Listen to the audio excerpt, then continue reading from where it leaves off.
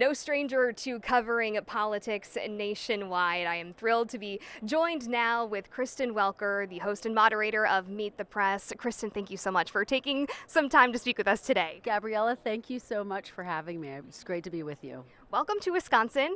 You've been here before to cover politics. Let's start with that. What is the significance of the convention being here in the Badger State? It is so significant that the Republicans have decided to hold their convention here in Milwaukee, in Wisconsin. This is going to be a critical battleground state. This is where the election of 2024 will be fought and won, I think. So you're going to see the candidates here a lot between now and November. Look, this is a state that former President Trump won in 2016. President Biden won it back in 2020, and so there is a fierce fight to win it over this time, with issues from the economy to the war in the Middle East really impacting voters here. And so I think that this is obviously an electorate that is tuned in, passionate about politics, and I think that is one of the reasons that Wisconsin is so critical. It is a part of what the Democrats call their blue wall. Can they hold on to it? That is the question of 2024. We have to talk about what happened this past weekend, obviously setting a much different tone for the convention as it gets underway. How does this change what was supposed to happen from the Republican side for this week?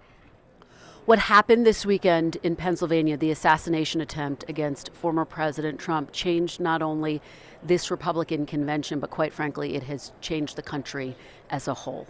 We have not seen an assassination attempt against a leader of this nation for decades, and so it is a tragedy that the country is going to have to grapple with in terms of how it's going to impact the convention. Former President Donald Trump himself has said that it is time to lower the rhetoric on our politics. He is someone who is known for having heated, some people, his critics would say at times, violent rhetoric. He has said he has torn up his convention speech. He's rewriting it. He says it will include a robust call for unity. We'll be listening closely to what he has to say.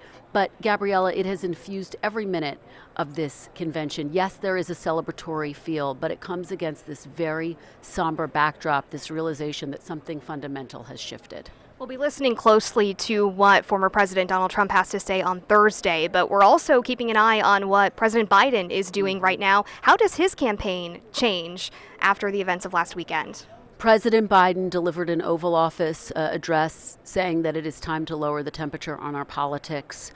At the same time, he's making it clear he's still going to deliver that sharp contrast with former President Trump. In an interview with Lester Holt, he continued to say that there are ways in which he believes that Donald Trump is a threat to the democracy. And look, there are conservatives who think that that type of rhetoric is in and of itself quite problematic, but that's going to be the challenge for President Biden. How does he walk that fine line of helping to lower the temperature as the leader of this country and also continuing to draw that sharp contrast with Donald Trump?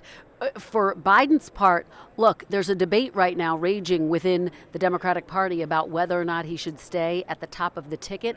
That debate, I think, has been stalled in the wake of the assassination attempt against the former president. And one of the big questions right now is, will that debate get revived after this week? Well, we know the road to the White House leads through Wisconsin, so if you would like to hear more from Kristen Welker, you can tune in, Meet the Press on Sundays. Kristen, thank you so much for spending some time with us. Thanks, Gabriella.